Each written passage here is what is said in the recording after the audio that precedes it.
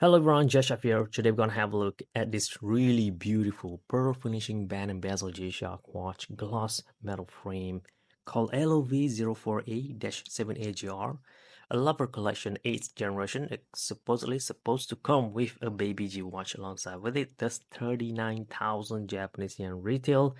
Half that, maybe around 20,000 Japanese yen for the G-Shock only. LOV04B, LOV04C. You could see all of this comes in pair, and they also come with a CD, and this is indeed an Oasis record. But what I have for you today is the total opposite of that, this guy.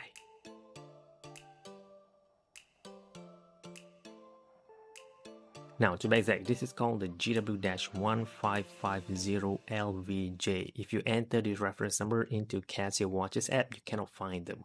You gotta add the LOV04B. Anyway, retails 39,000. Aftermarket $36. You could go to the link down in the description box below to buy Japan. Use my special link and pick this up.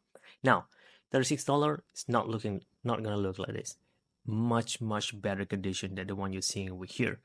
But I want to show you guys something. This is why we want our watch to be so thick. To provide all this protection, all of those necessary things to make sure the watch lasts. In this case, over 20 years. You can see even though it has discoloration, the strap in my case already starting to crack at the sides there. So I don't know how long this thing could be worn, but still, I'm still gonna abuse one of these. You can see on this side as well, the band keepers still hold up, which weird. Normally those will break first. Casio Indonesia sign on the buckle, so another sign that shows this is a vintage G-Shock watch. But if you look at the watch face, no scratch at all, and that is the main thing here, guys. This is why we like our G-Shock watch stick. Everything is well protected. I mean, look at the side button over here. I have no idea what this watch has gone through by the previous owner that it looked like this, heavily abused, but still no scratch. Light button still works. I just swapped the battery out. It uses a CR1616 battery, not CDL. This is not a rechargeable version. It glows in white for the LED, unlike the GW-1500 solo version have the blue light, which is much better. Such a loss in this case, but this is, I mean, everything comes in white, so I guess that's fair. Digital display will show day, date, digital time, digital seconds, since it did not have any moving second hands. And you goes to the next or the first mode, which brings you into the world time function. All right, and then you have yourself alarm, single alarm, a stopwatch, which is pretty basic.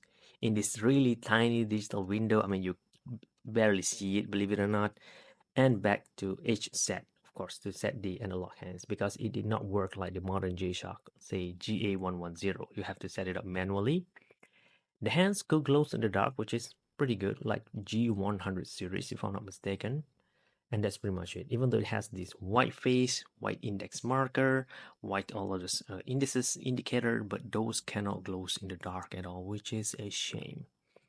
But I guess only modern G-Shock could do that. Casio really hesitant on doing it back then. But still, even though it was heavily abused, you could see it still looks gorgeous. Meaning, it has a lot of potential. You could just swap them up, swap the damaged parts, and you're gonna end up with a really good looking G-Shock. So entirely up to you.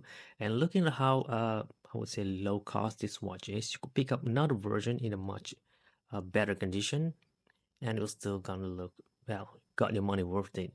I hope. I mean, look at this backplate here. Also really unique, really special.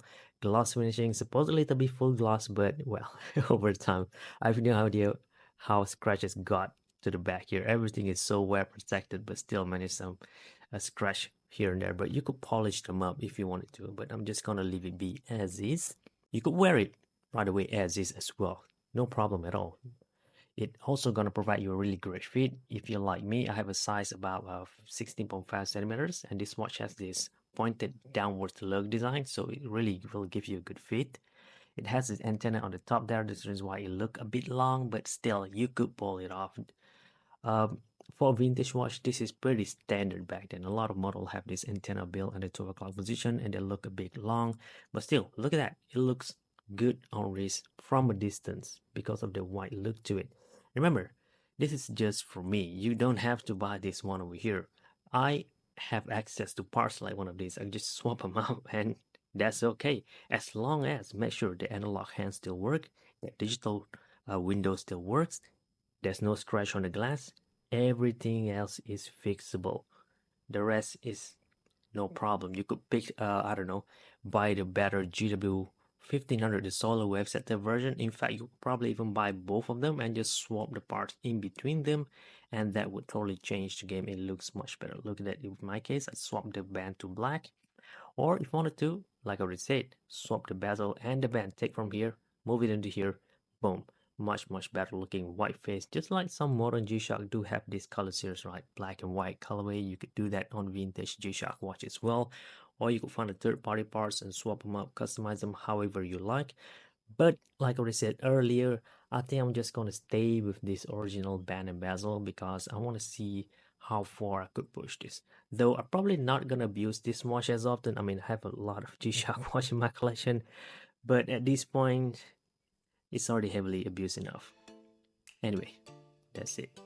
Thank you very much for watching this G-Shock High Fashion channel, and